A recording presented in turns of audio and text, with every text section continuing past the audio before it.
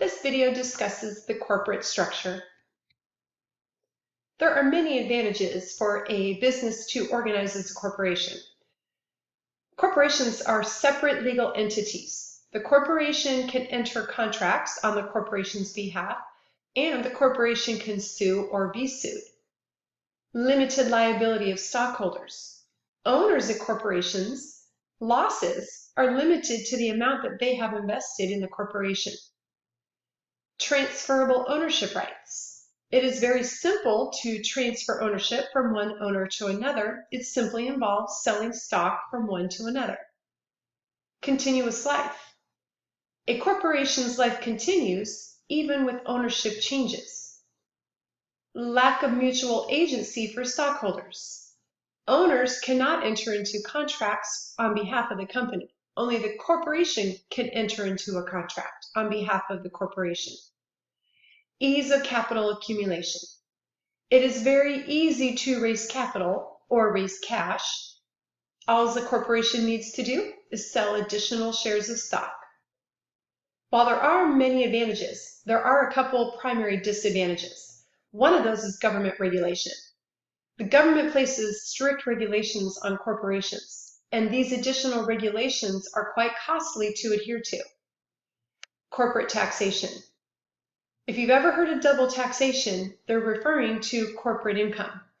Corporate income is taxed at the corporate level when net income is reported.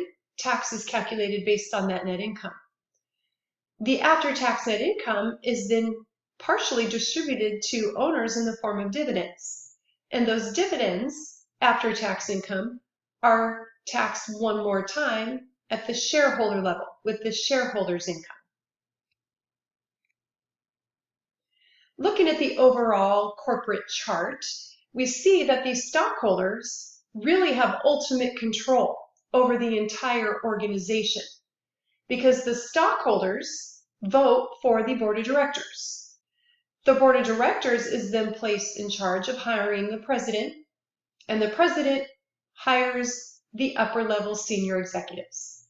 So ultimately, stockholders do have control over a corporation through their ability to vote for the board of directors. When we look at the equity section of a corporation, there are really two parts to corporate equity. There is the amount that owners have invested, and we call that paid-in capital. Additionally, there is also retained earnings. Retained earnings is the amount of profits, net income, earned over a corporation's life, less the amount of profits that have been paid out to shareholders through the form of dividends. If we were to look at a small section of a balance sheet, just to look at the equity section, and looked at this particular corporation, they are reporting in their stockholders' equity two sections.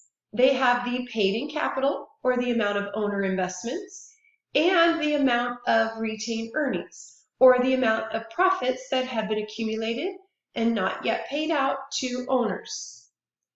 Within the paid-in capital, this corporation has one type of stock, common stock. This is showing that the stock has a par value of 1 cent per share and that they are authorized to issue 250 million shares.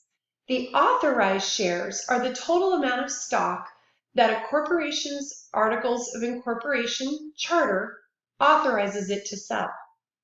Corporations will very rarely, if ever, issue all stock they are authorized to sell. They will only issue the number of shares of stock that they deem necessary to raise the needed capital. So this corporation is authorized over its life to issue 250 million shares. As of the date of this balance sheet, 92,556,295 shares had been issued. That is a decrease over last year when 111 million shares of stock had been issued. And we'll talk later about why that could have decreased from 2018 to 2019. What we're seeing is that in 2019, they ended the year with $925,563 worth of owner investments.